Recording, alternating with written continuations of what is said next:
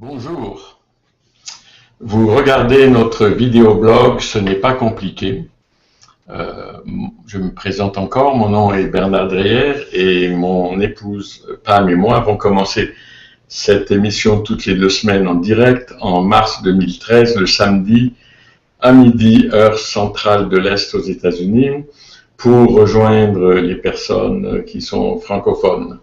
Le programme était bilingue à l'origine, mais nous avons décidé, comme nous vous l'avons annoncé la semaine dernière, nous avons décidé de faire le programme en français et en anglais. Donc en anglais, mon épouse le fait la veille à 20h, heure de Tulsa aux États-Unis, et je fais le même programme le lendemain, donc le samedi, comme aujourd'hui, aux alentours de midi.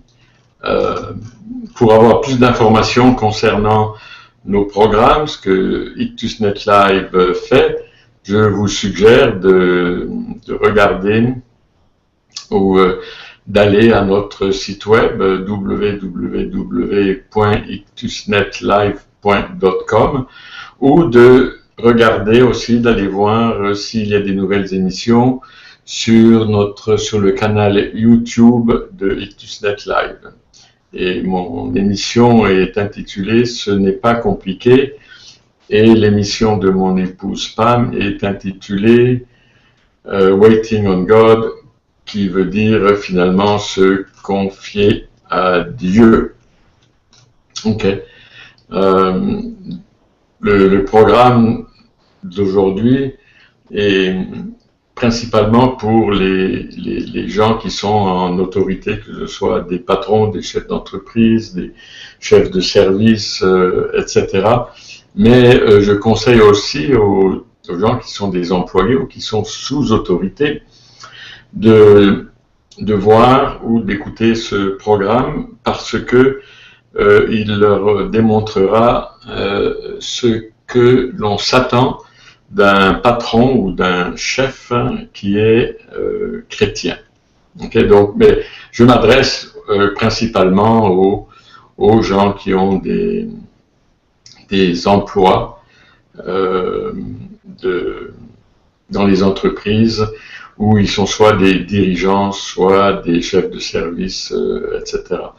Donc c'est pour ça que vous me voyez aujourd'hui avec une chemise et une cravate. Mais comme je fais l'émission des bureaux de IctusNet Live et que vous me voyez seulement comme un homme tronc, je suis en jeans et en pantoufles, mais ce que vous voyez, c'est la tenue du chef d'entreprise ou du propriétaire d'entreprise. Comme je vous l'avais dit la semaine dernière, ou il y a 2 semaines, les lettres ou les épîtres de l'apôtre Paul ont beaucoup à nous apprendre concernant la foi que nous vivons dans le monde du travail. Paul s'adresse indirectement aux dirigeants et aux travailleurs, aux employés, concernant le caractère que nous devons avoir et les choix que nous devons faire si nous voulons honorer le Christ dans n'importe quel environnement de travail, y compris les lieux de travail où les situations sont parfois difficiles. Donc le titre général de cet enseignement est « Directives concernant le travail et le lieu de travail ». Donc comme je le disais il y a 15 jours, l'enseignement est en 2 parties. La première partie s'intitulait « Ligne directrice pour les employés et ceux sous autorité ». C'est l'émission précédente que vous pouvez retrouver sur IctusNet Live dans la médiathèque ou que vous pouvez retrouver dans le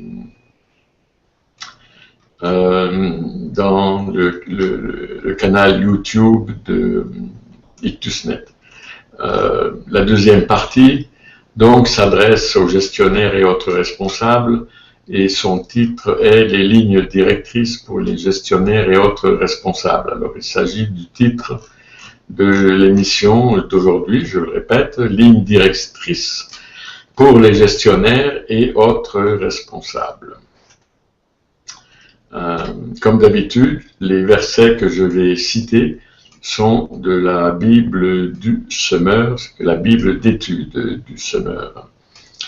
En étudiant plus tard, quand vous étudierez ou regarderez en détail les versets que je vais citer, il est très facile de faire le parallèle entre l'Église, les affaires religieuses à l'époque de Paul et le milieu de travail d'aujourd'hui. Je tiens encore à mentionner, donc ne grimpez pas dans les rideaux à ce sujet, que certains des versets que je vais citer font référence à des termes comme esclave, affranchi, serviteur, maître. On doit regarder cette terminologie dans le contexte historique et le parallèle avec le monde d'aujourd'hui, ce qui a été mentionné déjà dans notre dernière émission, où nous sommes allés en détail. Donc, revoyez l'émission de la précédente, ou regardez les notes qui ont été en format PDF, qui ont été jointes, et vous pourrez lire le détail au sujet de l'esclavage, etc. En bref, dans le contexte d'hier, c'était esclave, affranchi ou serviteur. Dans le contexte d'aujourd'hui, c'est employé. Okay, un employé ou un travailleur. Ça, c'est le contexte d'aujourd'hui. Le contexte de l'époque de Paul, c'était des maîtres. Le contexte d'aujourd'hui, où on peut le traduire entre patron, chef d'entreprise, chef de service, superviseur. Donc, je vais commencer l'enseignement d'aujourd'hui, mais avant, je regarde par la fenêtre et puis je peux vous dire une chose. La semaine dernière, il faisait un temps magnifique, le ciel était bleu, c'était encourageant. Aujourd'hui, le temps est maussade, il pleut et nous avons eu des trompes d'eau précédemment, mais ça ne nous a pas empêché de faire plus tôt dans la journée notre marche quotidienne de 30 minutes à 1 heure. Aujourd'hui, on a fait à peu près 35 minutes et c'est très bon pour notre santé et pour se préparer tous les jours à notre travail. Donc, l'enseignement d'aujourd'hui. Le premier point que je vais aborder concernant les gens qui sont en autorité, les patrons, les chefs d'entreprise et les superviseurs, le premier point concerne donc les finances.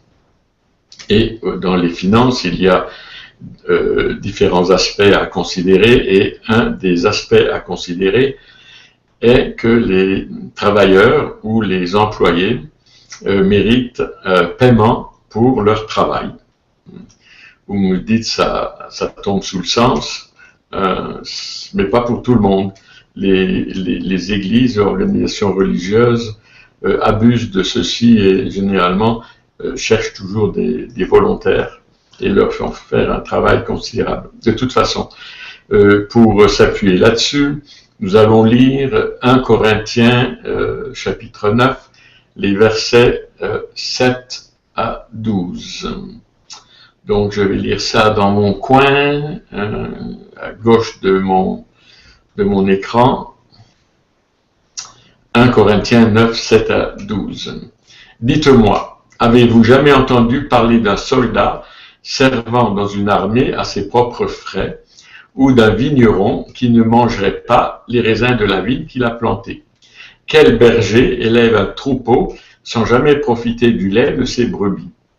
Je ne tire pas mes arguments des seuls principes établis par les hommes, car la loi dit les mêmes choses. En effet, c'est bien dans la loi de Moïse qu'il est écrit « Tu ne muselleras pas le bœuf pendant qu'il foule le grain ». Dieu s'inquiéterait-il ici des bœufs? N'est-ce pas pour nous qu'il parle ainsi? Bien sûr que si. C'est pour nous que cette parole a été écrite, car il faut que celui qui laboure le fasse avec espérance, et que celui qui bat le blé puisse compter sur sa part de la récolte. Puisque nous avons semé parmi vous les biens spirituels, serait-ce de notre part une prétention exorbitante si nous attendions de vous quelques avantages matériels? Du moment que d'autres exercent ce droit sur vous, ne l'avons-nous pas à plus forte raison? Eh bien, nous avons profité de ne pas user de ce droit. Au contraire, nous supportons tout, afin d'éviter de faire obstacle, si peu que ce soit, à la bonne nouvelle qui concerne le Christ. Bon, dans ce passage, on voit que les employés, les ouvriers qui travaillaient à la vigne, etc., ou qui battaient le blé, étaient en partie rémunérés par le lait des brebis ou par le blé qu'ils pouvaient ramasser. De nos jours, notre moyen d'échange est différent. Il s'agit d'espèces sonnantes et trébuchantes. Nous parlons d'argent, donc les employés sont généralement payés en argent. Bon, il y a des exceptions à cela, où si une entreprise démarre, et surtout en technologie, et que cette entreprise est ce qu'on appelle un start-up, il se peut que les premiers employés décident de ne pas être payés en salaire, mais en ce qu'on appelle des stock options. Donc, ils reçoivent des actions privilégiées qu'ils pourront négocier plus tard si la société a un succès. Okay.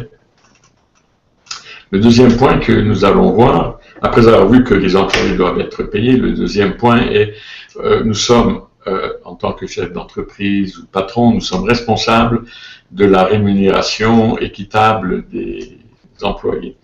Et pour illustrer ceci, je vais lire le verset 1 de Colossiens 4. Maîtres, traitez vos serviteurs avec justice et d'une manière équitable, car vous savez que vous avez vous aussi un maître dans le ciel. Okay, ce verset et bien d'autres montrent que la Bible ne soutient pas l'esclavage, comme ce qui s'est passé aux États-Unis, en France et dans d'autres pays où ceci a été un vrai fléau. Les maîtres au temps de Paul, les maîtres d'esclaves, étaient supposés être justes et équitables.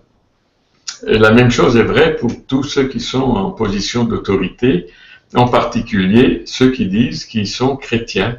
Donc, de nouveau, en faisant le parallèle entre le Nouveau et l'Ancien Testament, entre le Nouveau Testament et le monde d'aujourd'hui, nous voyons que les employés doivent être rémunérés, mais d'une façon équitable.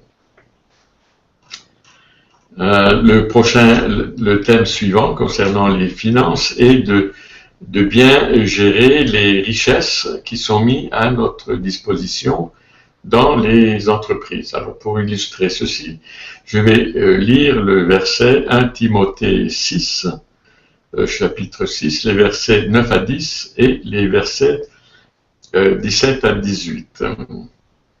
Alors, je vais vous lire ceci. Ceux qui veulent à tout prix s'enrichir s'exposent eux-mêmes à la tentation et tombent dans le piège de nombreux désirs insensés et pernicieux qui précipitent les hommes dans la ruine et la perdition. Car l'amour de l'argent est racine de toutes sortes de maux. Pour s'y être abandonnés, certains se sont égarés très loin de la foi et se sont infligés beaucoup de tourments. Ça, c'était les versets 9 à 10. Maintenant, les deux versets 17 et 18 nous disent « Recommande à ceux qui possèdent des richesses en ce monde de se garder de toute arrogance et de ne pas fonder leur espoir sur la richesse, car elle est instable, qu'ils placent leur espérance en Dieu, qui nous dispense généreusement toutes ces richesses pour que nous en jouissions. Recommande-leur de faire le bien, d'être riches en bonnes œuvres, d'être généreux et de partager avec les autres. Ok, on peut voir facilement dans dans ce texte de quelle manière l'amour de l'argent peut amener des employeurs ou des gestionnaires ou des chefs d'entreprise à profiter de leurs employés, en particulier quand nous sommes dans des périodes économiques difficiles comme aujourd'hui. Et dans bien des cas, ils ont utilisé la menace suivante, qui est si vous n'aimez pas ce qui se passe dans mon entreprise, quelqu'un d'autre se fera un plaisir de prendre votre emploi. Ceci est de la pure intimidation et essaye de faire en sorte que les employés se soumettent à leurs demandes qui sont souvent déraisonnables sans leur donner un salaire en conséquence. Ceci n'est pas la façon dont vos employés doivent être traités. Donc nous avons vu rapidement concernant les finances, nous allons voir maintenant rapidement aussi ce qui concerne les relations de travail. Dans les relations de travail, on nous demande, le Seigneur nous demande d'apprécier fortement les personnes avec lesquelles nous travaillons. Et je vais illustrer ceci avec deux versets d'abord, deux groupes de versets, un dans Galates et des versets dans Éphésiens. Alors, laissez-moi lire là. Dans Galates 5, les versets 14 au 15 nous disent « Car la loi se trouve accomplie tout entière par l'obéissance à cette parole. Aime ton prochain comme toi-même. Mais si vous vous blessez les uns les autres, et si vous vous entre-déchirez, prenez garde, vous vous détruirez mutuellement. » C'est très clair. Il faut avoir la paix avec les gens et travailler d'une façon agréable, si possible, avec les personnes qui travaillent avec nous, et essayer de ne pas s'entre-déchirer. Alors, dans Éphésiens 4, les versets 31 et 32 nous disent « Amertume, irritation, colère, éclat de voix, insulte. Faites disparaître tout cela du milieu de vous, ainsi que toute forme de méchanceté. Soyez bons et compréhensifs les uns envers les autres. Pardonnez-vous réciproquement, comme Dieu vous a pardonné en Christ. » Ceci, c'est tout un programme. Ceci nous montre quel doit être notre comportement vis-à-vis des autres. Juste rappelez-vous comment vous sentez-vous personnellement quand vous êtes apprécié et vous aimez vous trouver autour de gens qui s'apprécient et qui sont capables de partager entre eux dans la paix. Et si vous avez cette atmosphère de travail, sans amertume, sans irritation, sans colère, sans insulte, sans éclat de voix, etc., vous serez prompt à faire des choses pour d'autres personnes, pour vos patrons, pour l'entreprise, juste parce que vous aimez l'environnement dans lequel vous êtes ou parce que vous aimez les gens avec lesquels vous travaillez.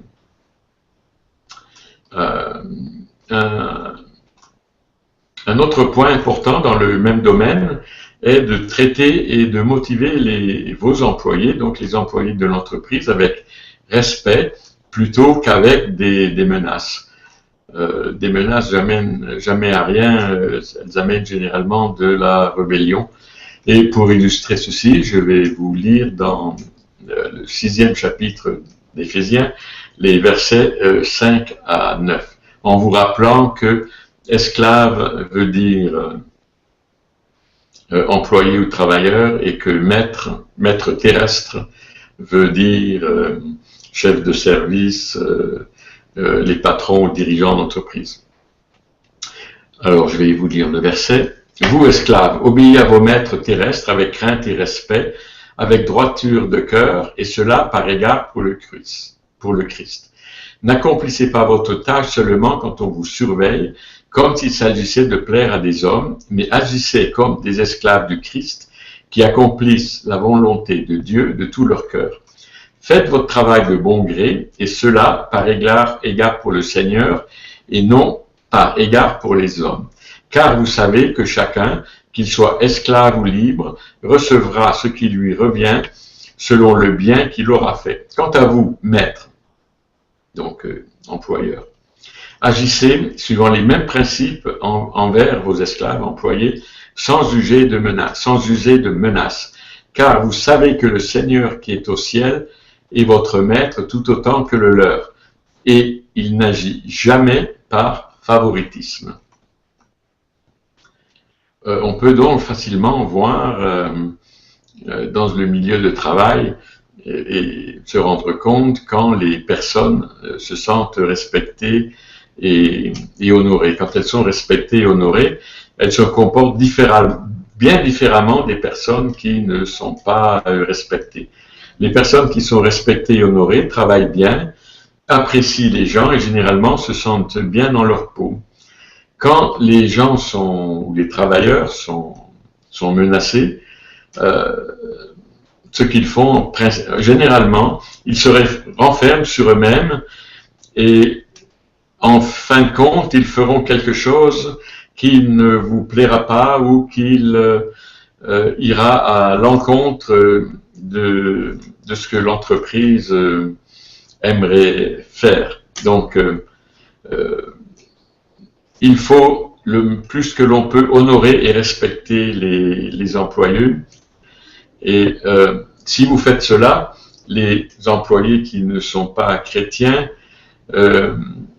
verront ce que est l'attitude d'un vrai chrétien et le climat qui est changé dans l'entreprise par ces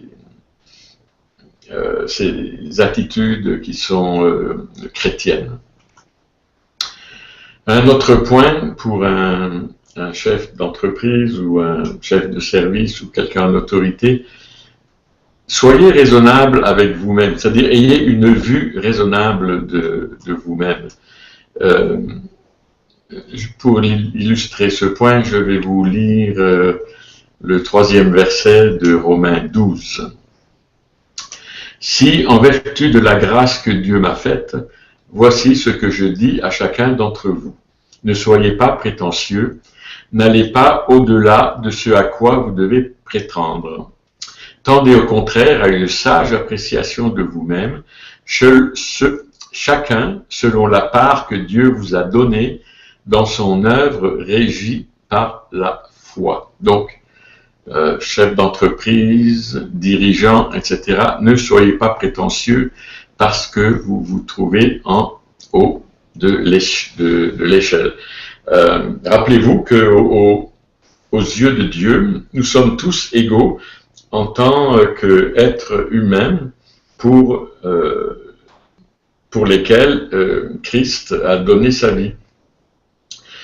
La seule différence entre un patron et un employé ou un travailleur est le montant de responsabilité. Ce montant est différent en fonction des fonctions de chacun. Parce que si vous êtes un gestionnaire ou un patron, ce fait ne vous donne pas plus de valeur aux yeux de Dieu, pas plus de valeur qu'un employé.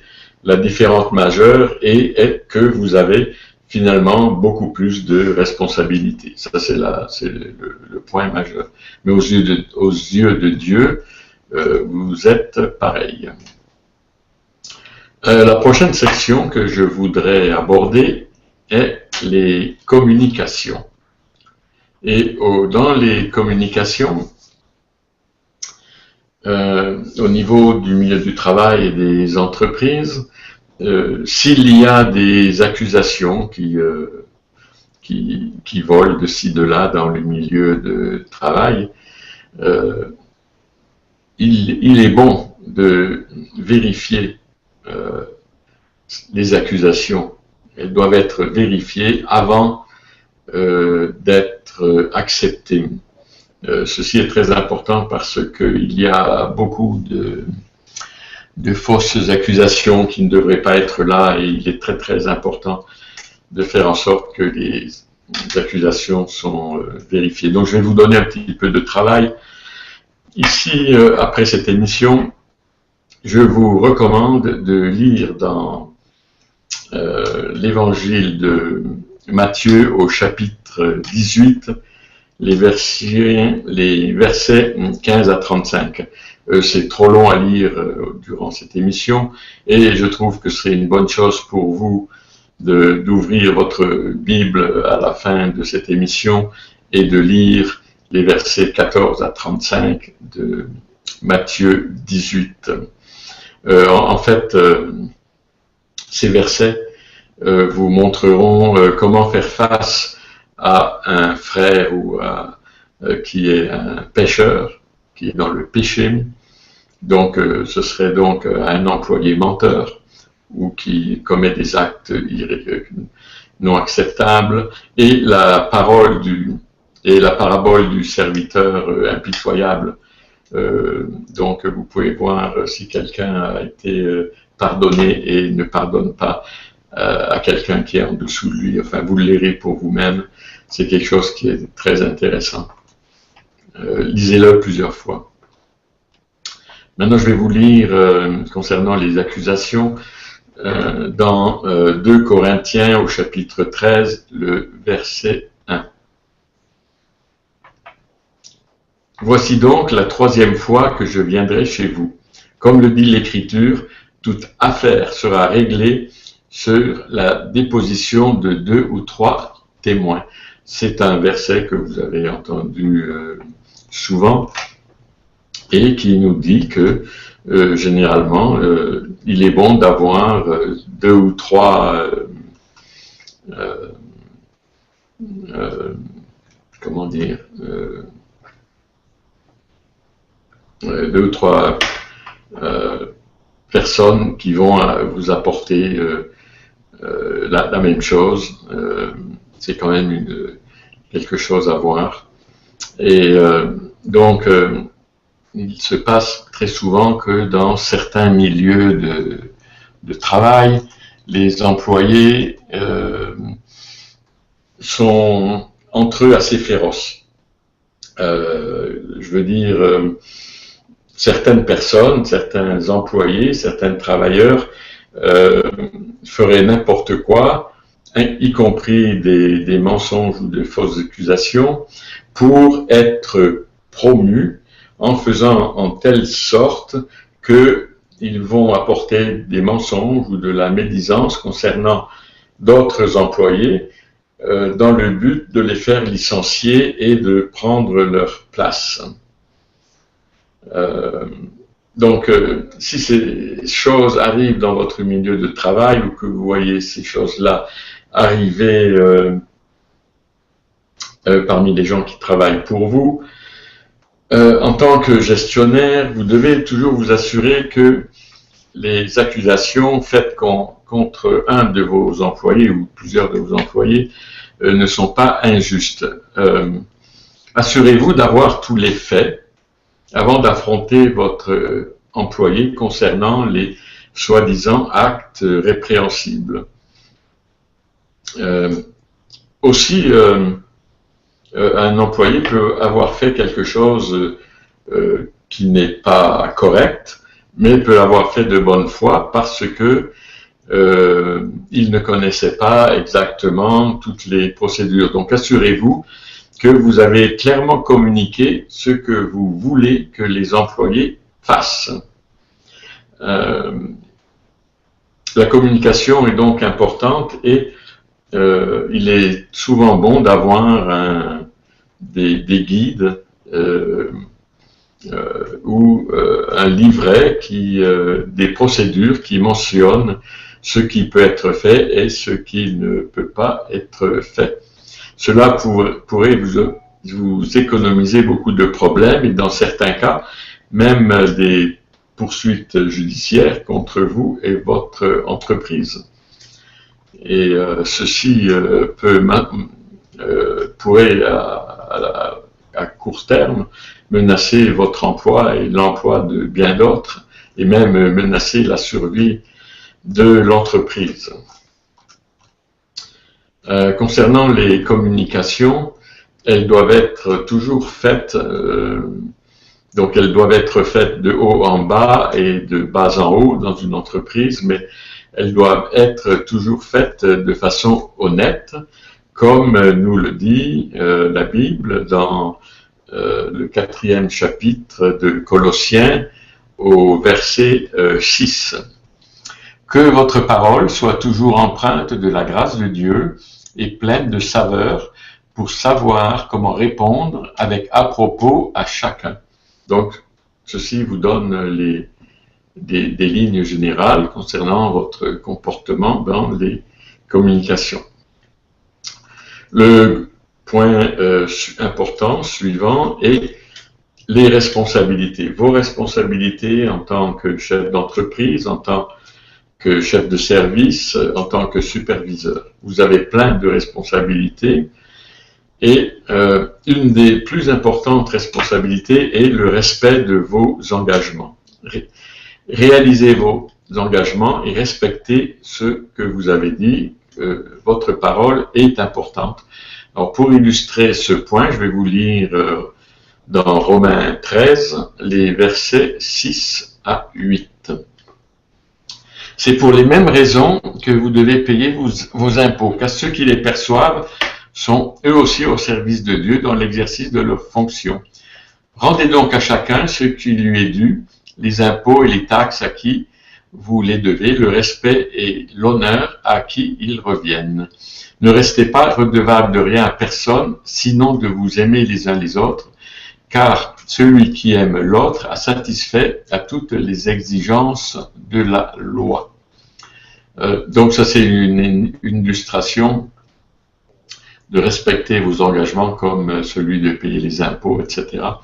Mais on peut voir aussi que ceci, c'est au niveau de l'entreprise elle-même. J'ai juste utilisé ce verset qui est basé sur les impôts, mais c'est vrai dans le milieu de travail. Par exemple, quand vous avez été embauché, vous avez été engagé pour effectuer des tâches de gestionnaire. Je parle aux patrons et aux chefs d'entreprise et aux chefs de service. Donc, ne donnez pas à vos employés les tâches que vous ne voulez pas faire. S'il y a des tâches qui vous ont été assignées en tant que, par exemple, chef de service, faites-les et ne les transmettez pas à vos employés. Ces tâches sont pour vous. Vous devez faire le travail qui vous a été assigné. En fait, votre façon de vivre dans votre lieu de travail laisse savoir aux autres personnes que vous êtes chrétien. Vous n'avez pas besoin de parler. Il leur suffit de vous regarder. Et si vous respectez vos engagements, si vous faites ce qui vous a été donné de faire, ils vont s'apercevoir que il y a quelque chose de différent en vous et votre chrétienté devrait, comme on pourrait dire, vous transpirer. Vous devriez en être complètement imbu de votre démarche chrétienne, mais vous pouvez le faire d'une façon subliminale, pratiquement dans le lieu de travail, par votre comportement. Vous n'accomplissez rien de bon si vous mentionnez au travail le nom de Jésus à tour de bras. C'est pas pour cela que vous êtes payé pour faire une tâche. La seule façon dont vous ferez en sorte que les gens vous apprécient est d'accomplir le travail qui vous a été donné de la façon la plus, je dirais, la plus efficace et avec la plus grande intégrité. Le point suivant que je vais aborder est n'oubliez pas vos responsabilités, n'oubliez pas que parce que vous êtes un responsable, vous avez des responsabilités et plus qu'un travailleur. N'essayez pas de vous délester de vos responsabilités sur d'autres personnes, comme je l'ai mentionné auparavant. Donc, je vais vous lire dans 1 Corinthiens, au 3e chapitre, les versets 9 à 15. Car nous travaillons ensemble au service de Dieu, et vous, vous êtes le champ qu'il cultive. Ou encore, vous êtes l'édifice qu'il construit. Conformément à la mission que Dieu, dans sa grâce, m'a confiée, j'ai posé chez vous le fondement comme un sage architecte. À présent, quelqu'un d'autre bâtit sur ce fondement. Seulement que chacun prenne garde à la manière dont il bâtit. Pour ce qui est du fondement, nul ne peut en poser un autre que celui qui est déjà en place, c'est-à-dire Jésus-Christ. Or, on peut bâtir sur ce fondement avec de l'or, de l'argent, des pierres précieuses ou du bois, du chaume ou du torchis de paille. Mais le jour du jugement montrera clairement la qualité de l'œuvre de chacun et la rendra évidente. En effet, ce jour sera comme un feu qui éprouvera l'œuvre de chacun pour en révéler la nature. Si la construction édifiée sur le fondement résiste à l'épreuve, son auteur recevra son salaire. Mais si elle est consumée, il en subira les conséquences. Lui, personnellement, sera sauvé, mais tout juste comme un homme qui réussit à échapper au feu. Donc, dans ce verset, on peut finalement faire un parallèle avec donc Dieu qui est responsable et l'importance de chacun de ses disciples. Donc, votre mission, la mission que vous avez en tant que gestionnaire ou patron, est importante pour l'entreprise ou le service ou même l'église pour laquelle vous travaillez. Si vous accomplissez bien les tâches qui vous ont été confiées, l'entreprise, la société, le groupe, l'organisation en bénéficiera. Sinon, elle périclitera.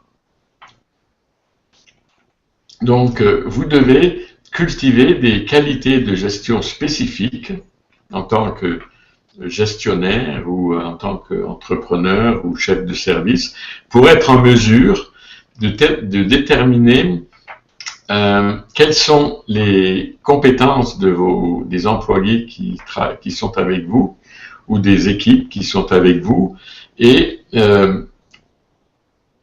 compte tenu de ces compétences que vous avez évaluées et discernées, vous devez communiquer avec eux pour qu'ils puissent faire le travail que vous allez leur donner de la manière la plus efficace et la meilleure. Okay.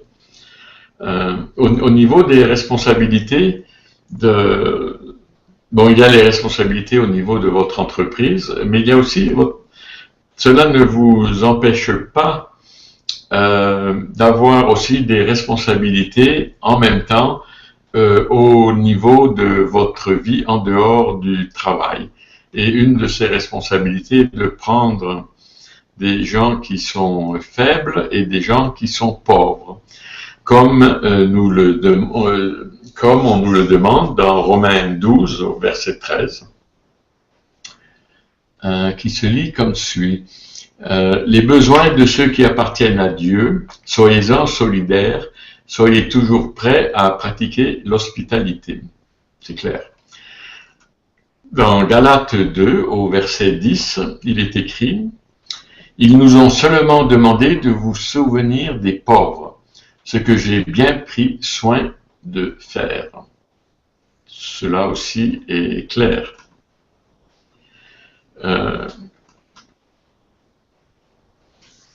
Donc, en tant que gestionnaire de travail aussi, gestionnaire d'équipe, vous devez donc vous occuper des gens qui travaillent avec vous, mais vous devez aussi s'occuper des gens à l'extérieur de votre environnement de travail. Donc quand je lis ce verset, je vois deux façons dont ils peuvent s'appliquer à une relation au milieu du travail aussi. Vous avez peut-être un employé qui n'est pas rapide ou a du mal à comprendre, donc il vous faudra exercer de la patience et peut-être prendre plus de temps avec cet employé pour que il ou elle puisse se développer. Donc il ne s'agit pas seulement des gens qui sont pauvres ou faibles, donc pauvres en tant qu'argent ou faibles, qui donc n'ont pas beaucoup au niveau intellectuel. On peut voir ça au niveau d'un employé qui est marginal, et votre but en tant que responsable est d'amener cet employé à un certain niveau pour qu'il puisse dans l'entreprise ou dans l'équipe travailler d'une façon adéquate. Une autre chose là, je vais appeler une des vaches sacrées. Excusez-moi du jeu de mots là, mais apprenez à gérer les périodes de vaches grasses et les périodes de vaches maigres dans l'entreprise. Pour illustrer ceci, je vais lire dans Philippiens au 4e chapitre, les versets 12 à 13. Je sais vivre dans le dénuement et je sais aussi vivre dans l'abondance. C'est le secret que j'ai appris. M'accommoder à toutes les situations et toutes les circonstances, car je suis rassasié ou que j'ai faim, que je connaisse l'abondance ou que je sois dans le besoin. Je peux tout grâce à lui qui me fortifie. Donc, si vous travaillez dans une situation où vous n'avez ce dont vous avez besoin pour faire votre travail correctement, ça peut arriver, hein, vous trouvez il vous manque des outils, par exemple, il vous manque un budget, il vous manque peut-être un accès à des sous-traitants, etc.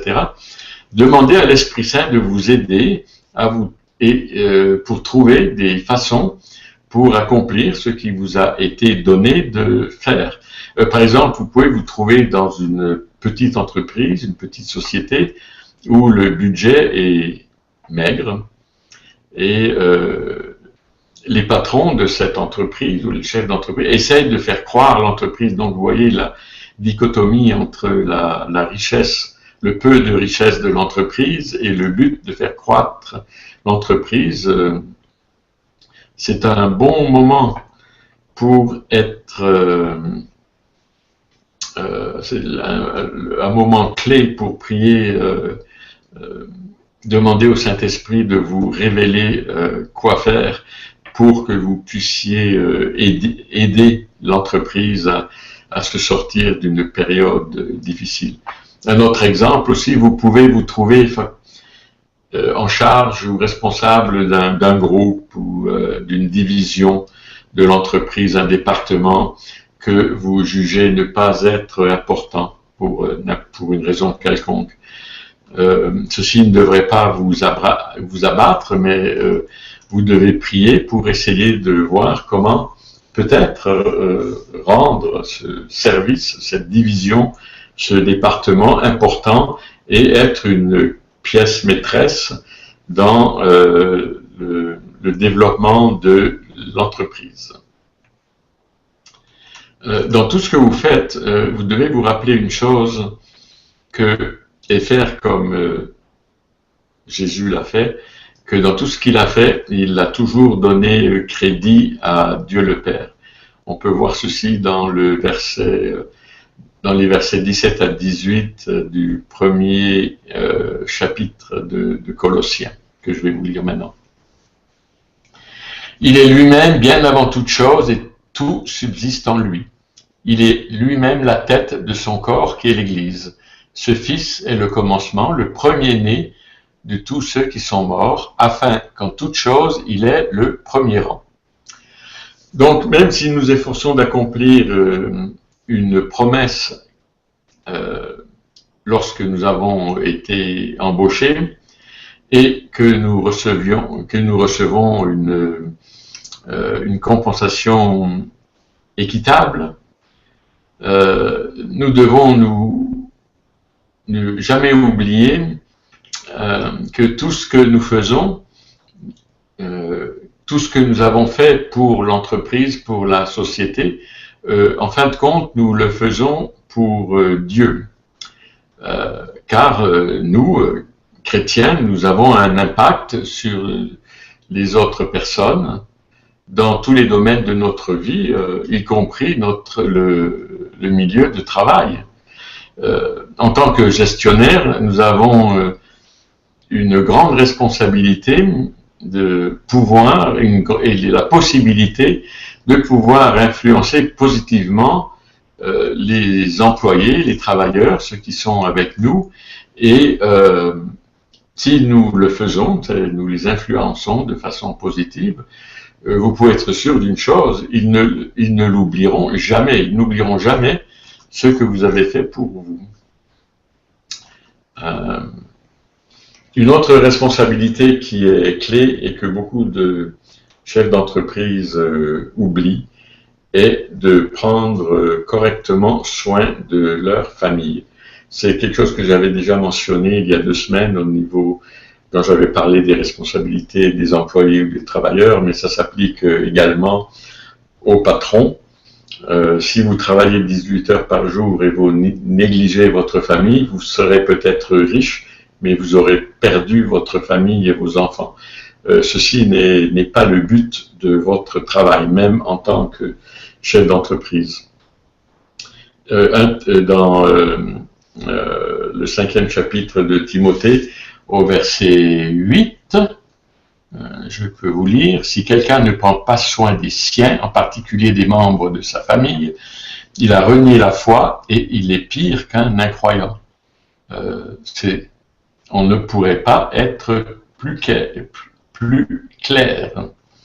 Donc, assurez-vous que votre travail n'a aucune incidence négative sur votre vie de famille. Assurez-vous aussi que vous faites votre travail correctement parce que ce travail génère votre salaire, génère votre provision financière ou la provision financière pour votre famille.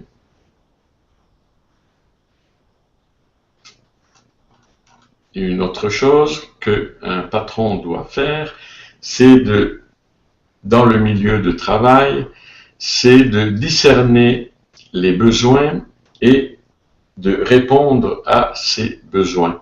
Ceci est une chose importante. On peut lire à ce sujet dans le 3e chapitre de Tite, au verset 14. « Il faut que les nôtres aussi apprennent à accomplir des œuvres bonnes pour faire face à tout besoin. Ainsi, leurs vies ne seront pas improductives. » Donc, toute entreprise a généralement des besoins, que ce soit des besoins matériels, des besoins en personne, etc. Vous devez discerner quels sont ces besoins. Vous devez aussi discerner comment répondre à ces besoins. Donc, je l'ai déjà mentionné auparavant, mais aussi ici, c'est une bonne occasion de demander à l'Esprit Saint de vous aider à trouver les moyens à accomplir ce que vous devez faire, les tâches qui vous ont été confiées. Vous devez prier pour cela et le Saint-Esprit vous vous répondra toujours. Il peut vous donner des idées qui aideront votre entreprise d'une manière étonnante. Et vous deviendrez ainsi un atout pour votre entreprise.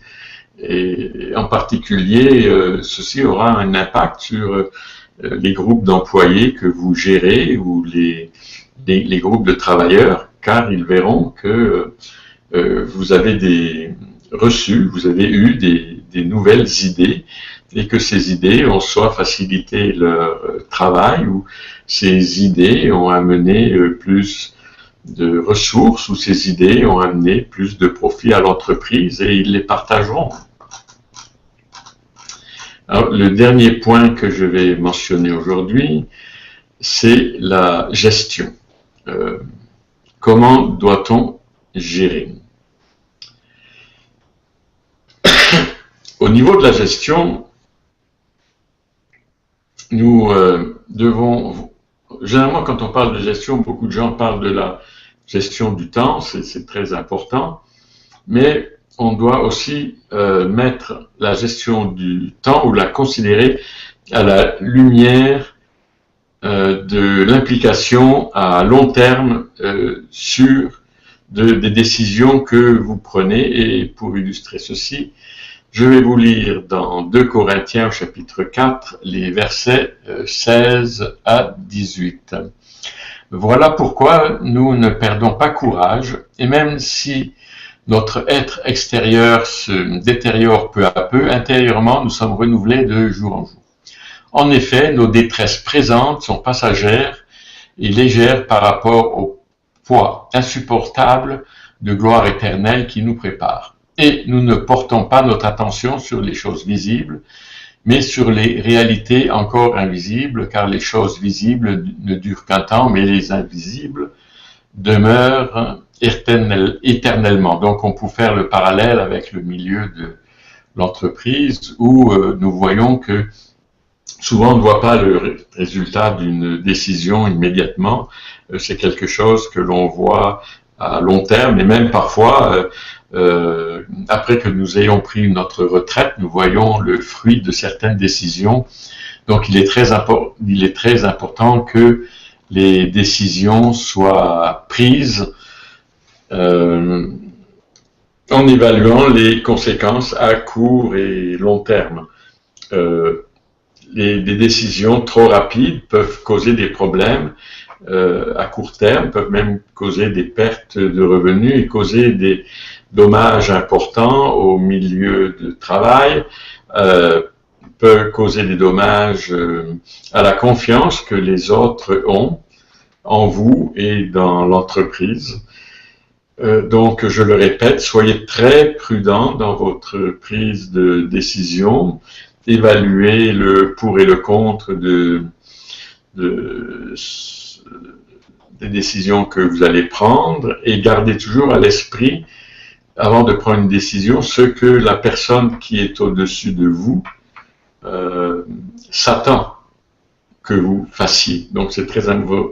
Donc, vos décisions impliquent généralement vos équipes de travail, mais aussi, donc ça c'est au niveau horizontal, mais au niveau vertical aussi implique le reste de l'entreprise au travers de sa hiérarchie.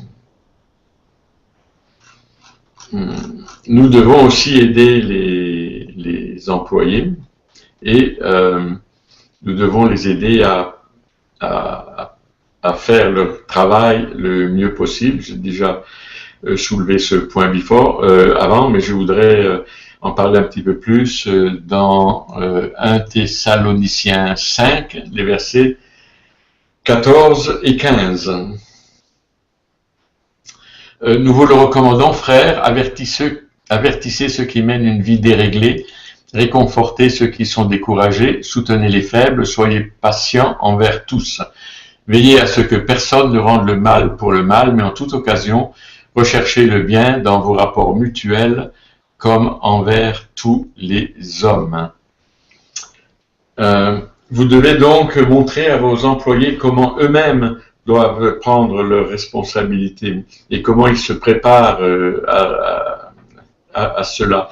Et ceci vous amènera à déterminer les bonnes marches à suivre dans diverses situations et vous leur montrerez comment réagir aux diverses situations auxquelles ils vont faire face. Comme je le disais précédemment, le manuel de l'employé ne dit pas toujours tout en grand détail. Il y a des circonstances où ce manuel est incomplet, où l'employé doit prendre certaines décisions ou agir d'une certaine façon. Apprenez-leur à identifier les circonstances où ils doivent mettre en œuvre leur jugement et aidez-les à affûter leur jugement, aidez-les à comprendre les situations et aidez-les à communiquer avec vous de façon claire et nette, de la même manière que vous communiquez avec eux de manière claire et nette, de façon à ce que dans des situations imprévues, ils puissent avoir le jugement adéquat. Maintenant, donc en dernier, le dernier point pour aujourd'hui est soyez prêts à changer votre opinion. Ça, c'est souvent difficile pour un patron parce que on pense que changer d'opinion montre de la faiblesse ou que changer d'opinion, on n'est pas un homme d'affaires ou une femme d'affaires. Il n'en est rien. Au 5e chapitre de Corinthiens, au verset 16 et 17, nous pouvons lire « Ainsi désormais, nous ne considérons plus personne d'une manière purement humaine. Certes, autrefois, nous avons considéré le Christ de cette manière, mais ce n'est plus ainsi que nous le considérons maintenant. Ainsi, celui qui est uni à Christ est une nouvelle créature. Ce qui est ancien a disparu. Voici ce qui est nouveau est déjà là. » Okay? Et dans Philémon, les versets au chapitre 1, dans les versets 10 à 14, nous pouvons lire ce qui suit. Donc c'est au sujet de, ça parle d'un esclavage qui s'est affranchi. Donc Philémon 1, versets 10 à 14. Je t'adresse cette demande au sujet de mon enfant, Onésime, dont je suis devenu le père spirituel ici en prison. Autrefois, il t'était utile, mais maintenant il est utile à toi comme à moi. Je te le renvoie donc, car lui qui est devenu comme une partie de moi-même. Personnellement, je l'aurais volontiers gardé auprès de moi. Il aurait pu ainsi me rendre service à ta place alors que je suis en prison à cause de la bonne nouvelle. Je n'ai cependant rien voulu entreprendre sans ton assentiment pour que le bienfait que tu m'aurais ainsi accordé ne soit pas forcé, mais en apparence, mais entièrement volontaire. Donc vous pouvez avoir une certaine direction pour un projet, si vous êtes le propriétaire de l'entreprise, vous pouvez avoir une direction que vous voulez prendre pour votre entreprise. Cependant, les circonstances changent, le milieu change, l'atmosphère change, l'économie change, et vous pouvez être entrepris à changer de direction. Donc, à ce niveau-là, le changement de direction est la chose la plus prudente que vous puissiez faire. Ça ne montre aucune faiblesse vis-à-vis de ce que vous faites. Vous devez le faire. Paul l'a fait concernant l'esclave, etc. Donc, c'est à peu près tout ce que j'avais à couvrir pour aujourd'hui. Je pense que je regarde mon horloge là, j'ai dépassé mon temps, mais donc je vais finir rapidement. mon épouse et moi-même, nous prions pour connaître le sujet de la prochaine émission dans 4 semaines. Étant donné que nous ne prenons pas des vacances, mais nous avons la conférence annuelle de notre Église et à ce moment-là, nous avons décidé de supprimer les émissions en direct de façon à pouvoir faire du partage avec les gens qui vont venir, étant donné qu'il y a beaucoup de personnes qui viennent de l'étranger. Donc, rappelez-vous, ce n'est pas compliqué. Et s'il vous plaît, envoyez-nous vos demandes de prière ou de témoignage. Et à cet égard, utilisez la page contact et vous trouverez le lien au bas de chaque page Dictusnet Live sur le site web. Aussi, si vous regardez cette émission en direct ou en différé et que vous connaissez des gens qui parlent français, laissez-leur savoir que ce site existe en français. Il y a des messages en français. Faites-le leur savoir, invitez-les. C'est gratuit. Donc pour nous et pour vous, il est très important que ce site se développe au sens de rencontrer beaucoup plus de monde. Et nous avons besoin finalement de votre aide pour le faire et je pense que ceci fait partie du plan de Dieu pour votre vie. Je vais donc maintenant demander à mon épouse de venir prier pour vous, mais avant je vais enlever ma cravate là parce que je ne suis plus l'homme d'affaires là, donc j'enlève ma cravate pour la prière de façon à ce que vous vous sentiez libre.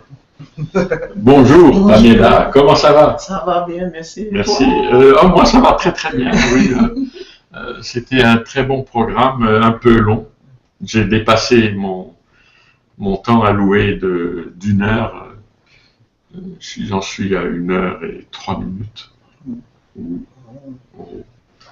Tu me pardonnes? I'd like to pray for you all right now before we end this broadcast. Ok. Je vais prier pour vous maintenant que nous sommes à la fin de cette émission. Lord, I just pray for everyone that's watching today. Je prie pour tous ceux qui nous regardent aujourd'hui. I ask that you bless those that are in leadership positions. Seigneur, bénis ceux qui ont des positions de responsabilité. Those that are managers. Ceux qui sont des gérants. Those that own companies. Ceux qui sont des chefs d'entreprise ou des propriétaires de sociétés. Those that manage people. Et ceux qui supervisent ou gèrent des groupes de personnes. I pray right now that you would lead them in how to reach out to those that they lead. Nous te prions, Seigneur, que tu les conduises et les gardes dans ta main et qu'à leur tour, ils soient capables de rejoindre les gens, les personnes qui travaillent pour eux. I ask that you will help them in order to make their teams a blessing to the companies they work for. Et je te demande, Seigneur, que tu bénisses les équipes qui travaillent pour eux, pour que, à leur tour, ces équipes puissent devenir une bénédiction pour l'entreprise dans laquelle ils travaillent.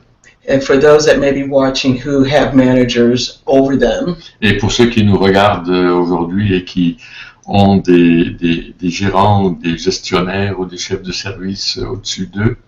I pray that you would give them wisdom on how to do their jobs to help their managers. Et je te demande, Seigneur, de leur donner la sagesse pour accomplir leur travail d'une manière satisfaisante pour que, par respect pour leur manager et l'entreprise pour laquelle ils travaillent.